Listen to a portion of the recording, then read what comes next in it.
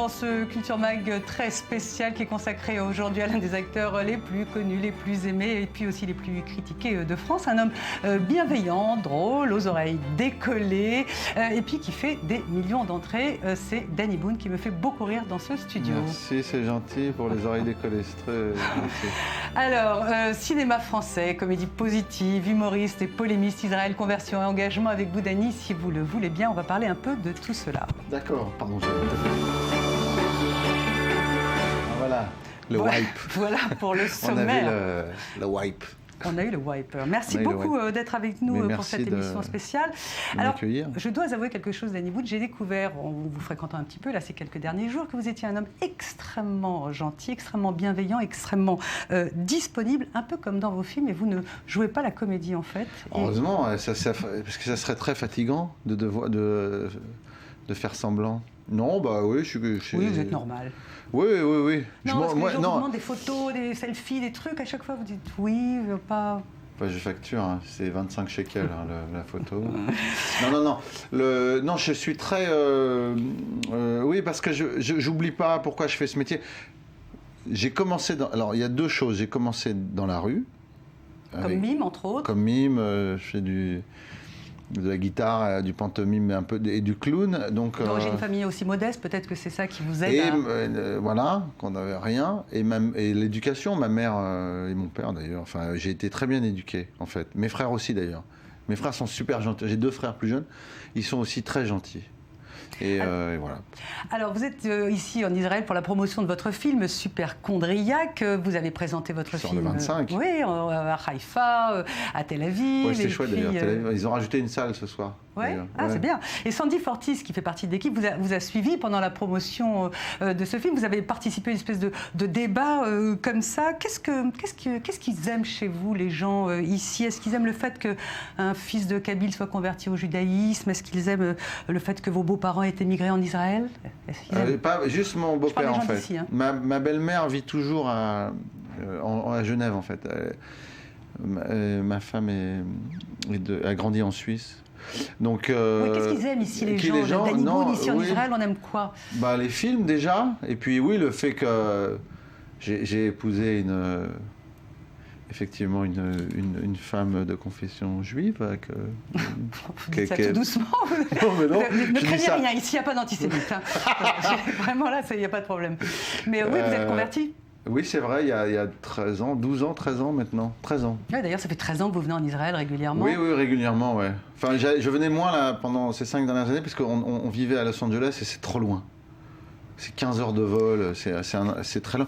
Tandis que là maintenant, oui, on va venir plus souvent, ouais, c'est chouette. Alors, qu'est-ce qui relie Armentières, votre ville natale, à voilà, les images qu'on voit, Jérusalem, Tel Aviv? J'ai un grand-oncle qui était ici, qui était à Jérusalem, qui s'occupait d'un truc important. Parce que vous êtes né chrétien, il faut le dire.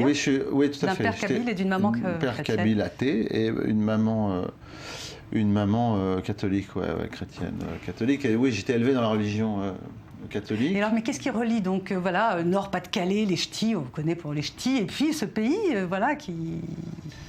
La minorité. Moi, ce qui me relie, c'est la minorité. Je suis issu d'une minorité, je suis un mélange, et voilà, et je suis un chouette mélange. Et puis j'ai grandi dans le Nord avec des gens qui d'ailleurs il y a une chouette communauté juive du côté de Lille, et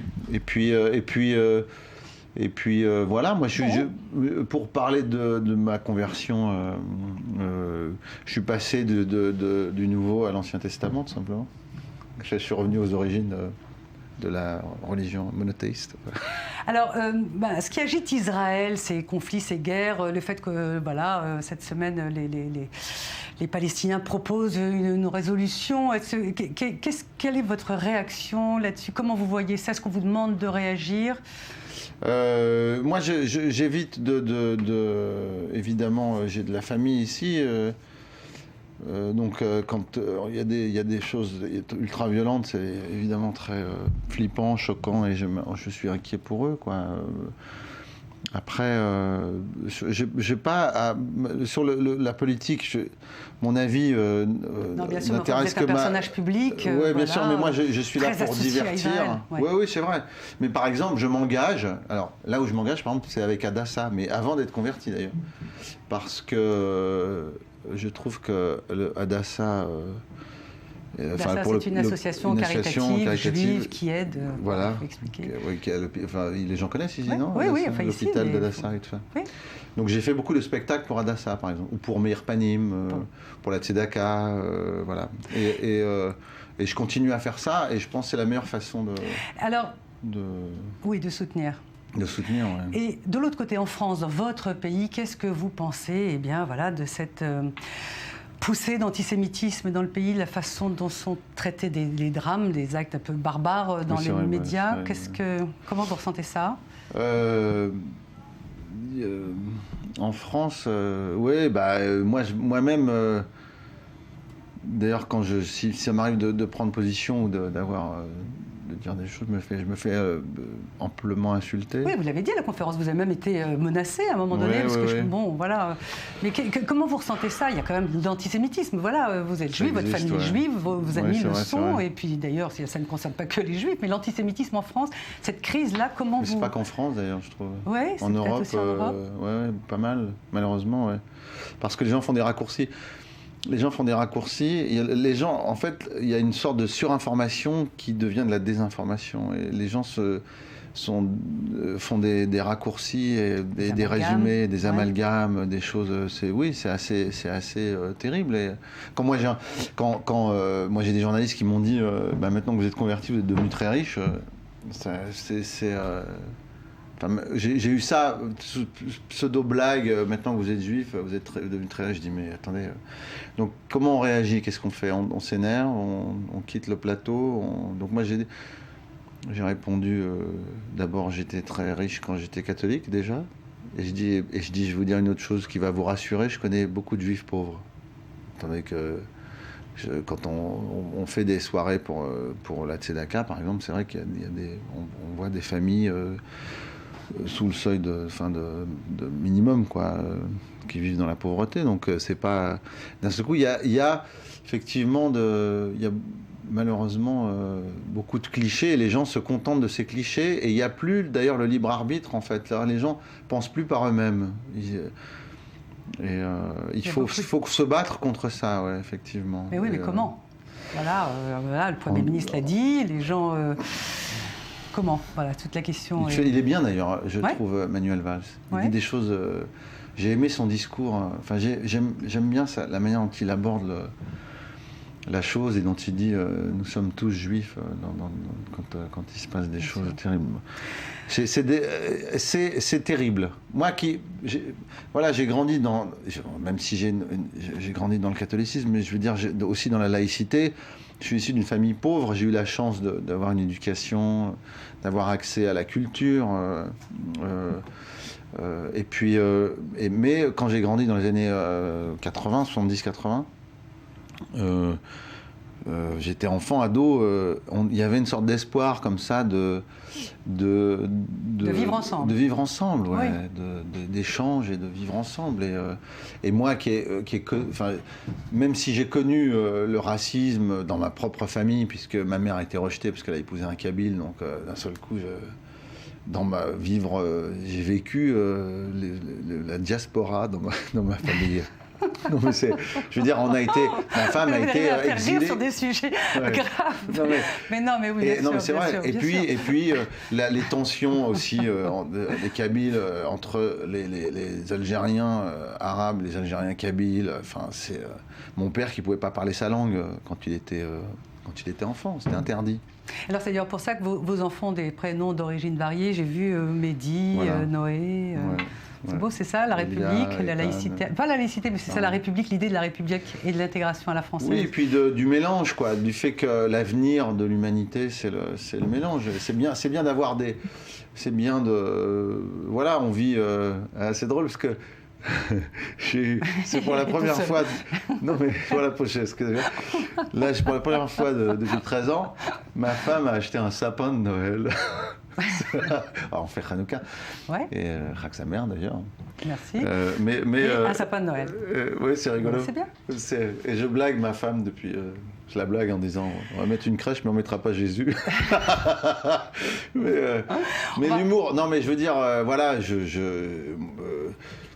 enfin, effectivement, il faut essayer de vivre le plus possible dans la tolérance et dans le... C'est sûr. Et dans le partage, oui, la paix, c'est mieux. Bon. On va un tout petit peu changer de registre. J'aimerais bien qu'on parle un tout petit peu cinéma quand même, parce que... Non, continuons à parler de... Oui, bien sûr, bien sûr. Non, j'en prie. Ah non. Non, parlons cinéma. Alors parlons argent, parlons sujet qui fâche.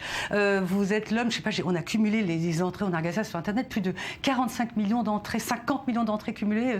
C'est énorme. Oui, sur 13 films, j'ai fait 53 millions d'entrées. Ouais, mais même le premier film, votre premier film, La Maison du Bonheur, 1 million d'entrées. Tout ce que vous touchez, c'est de l'or. Vous êtes voilà. Non, ma question c'est, alors on reproche beaucoup les Depardieu, les Clavier, il y a beaucoup d'argent, ils sont partis. Vous, je ne pense pas que vous soyez partis, mais... Non, mais je suis parti à 5 ans. Non, alors... Et cette histoire, il faut aussi préciser... Moi, j'ai fait les Ch'tis. J'ai fait Bienvenue chez les Ch'tis, Yass, 2008. Ça fait donc 8 et 8. Ça fait 6 ans, c'est ça ? J'ai fait Bienvenue chez les Ch'tis, on m'a dit vraiment, l'année d'après, c'est là où j'ai gagné énormément d'argent, puisque mon film a fait plus de 27 millions d'entrées. Donc on m'a dit, si tu pars, tu paieras moins d'impôts l'année prochaine. J'ai dit non, je vais rester en France et je veux payer mes impôts ici. Et je trouve normal de remercier, c'est une manière de remercier aussi le fait d'avoir été... d'avoir grandi, éduqué, même si j'ai fait une école en Belgique. Bon, après, j'ai fait les études supérieures, je les ai faites en Belgique, mais en tout cas, c'était important pour moi. Donc j'ai fait cet acte de civisme, on va dire, de rester en France et de payer mes impôts en France. La grosse année, quoi, la très grosse année. D'ailleurs, je blaguais aussi ma femme en disant c'est maintenant qu'il faut que tu divorces. Parce que là, quand ils vont avoir ma feuille d'impôt, le juge, tu vas... Voilà. Non, mais il n'empêche que c'est un peu heureusement, ma femme n'a pas divorcé. Un peu à cause de ce que vous avez gagné, vous et comme d'autres, qu'il y a eu cette proposition de loi sur les salaires des acteurs. Alors, attendez, non, c'est pas... Alors, voilà, après, tout s'est mélangé. Ah, pardon, bon, je suis très bavard, moi. Oui, je sais. Donc, pardon. Donc, je suis parti l'année suivante de ces années où j'ai gagné beaucoup d'argent. Après avoir payé beaucoup d'impôts, j'ai même affiché dans mon bureau la feuille d'impôt parce que j'avais un chiffre en millions à 2 chiffres. C'était joli, hein. C'est impressionnant. Et voilà. Bref, je suis parti aux États-Unis parce qu'on m'a proposé de travailler là-bas, en Californie, pour que tout le monde sache bien. Les impôts en Californie sont très chers. Même les impôts sur la société sont plus chers qu'en France d'ailleurs. Mais bon, voilà. Et là, je suis à Londres après 5 ans d'États-Unis. Parce que je vais fais un film pour la Fox qui va se tourner à Londres. C'est les ambassadeurs, c'est ça ? Les ambassadeurs, oui. D'accord. Bon, donc je voyage pas pour les impôts, sinon je serais en Belgique ou ici d'ailleurs. C'est très intéressant de venir ici. C'est vrai. En tout cas... allez-y vite, oui, parce que j'avais plein de questions et du coup, on ne va pas avoir le temps. Je me dépêche. Donc, sur l'argent en France, il faut savoir que sur les 53 millions d'entrées, en fait, c'est pas de l'argent public, le fonds de soutien. Enfin, le CNC touche de l'argent sur les entrées. Donc moi, par exemple, sur les Ch'tis, j'ai fait un chèque au CNC de 15 millions d'euros. Et puis, j'ai utilisé... Vous ne justifiez pas, je veux dire, vous avez travaillé, vous avez gagné de l'argent. Oui, mais parce qu'il y a... Qu'est-ce que vous pensez de la loi ? Il y a un amalgame. Les journalistes font un amalgame. En disant argent public, mais c'est pas de l'argent public, c'est de l'argent que vous avez gagné. Et c'est nous qui finançons les petits, grâce aux gros films, qui finançons les petits films. Je pense que c'est pas très grave. Moi, je suis aussi producteur. Vous n'avez pas de problème avec ça, et vous êtes producteur. Et bon, c'est très bien, voilà. Voilà, mais c'est des règles démagogiques qui. Non, mais c'est vrai que c'est à partir de votre salaire que cette loi. Alors, il nous reste vraiment plus beaucoup de temps. J'avais envie de vous parler de Ronit Elkabetz avec laquelle vous avez dîné l'autre soir. On va parler peut-être des Césars, du glamour, des Oscars. Vous êtes le président des Césars, 40e édition au mois de février. Cinéma français, vous les aimez quand même, vos camarades? Mais moi, j'ai jamais dit que j'aimais pas le cinéma français, au contraire. Voilà. Mais non. Ils jouent le jeu, ils vous aiment, vous les aimez. Mais oui, et voilà. Moi, j'adore. Je suis très apprécié par le public et vos camarades. Et finalement, c'est quoi? C'est la presse qui vous aime pas? Si, quand La même, presse, un peu. non, il y a une partie de la Oui. presse qui m'allume un peu, mais bon, ça fait long. En plus, moi, je tourne un peu moins d'ailleurs, parce que c'est très très compliqué psychologiquement de se faire allumer régulièrement. Du coup, là, je fais un film par an maximum, quoi. Là, je fais même un film. Vous faites Les Ambassadeurs, et puis vous avez Non, tourné là, je vais faire. avec Là, j'ai tourné avec Julie Delpy. Oui, c'est ça, ouais. Lolo. Ou d'ailleurs, avant cette histoire de règles, je suis très peu payé sur ce. Enfin, très peu. C'est paradoxal, mais en tout cas, j'ai divisé mon salaire par presque 10. Voilà, je fais pas ce métier pour l'argent, en fait. Et je pense que c'est pour ça que j'en gagne beaucoup. C'est ça la formule? Non, mais je veux dire. C'est génial. Non, mais c'est vrai. Je fais pas ce métier pour l'argent. Et je fais des films qui plaisent au public. Et ma passion, c'est ça. Et ça marche. Et voilà. Et un jour, ça marche. Ah, c'est déjà fini. Mais oui, c'est fini. Mais vous y parlez. Voilà. Merci. Mais c'est écrit le grand entretien. C'est pas du tout grand. Entretien. Voilà. C'est très merci. petit. Le tout petit entretien avec Danny Boone. Merci beaucoup d'être venu sur le plateau.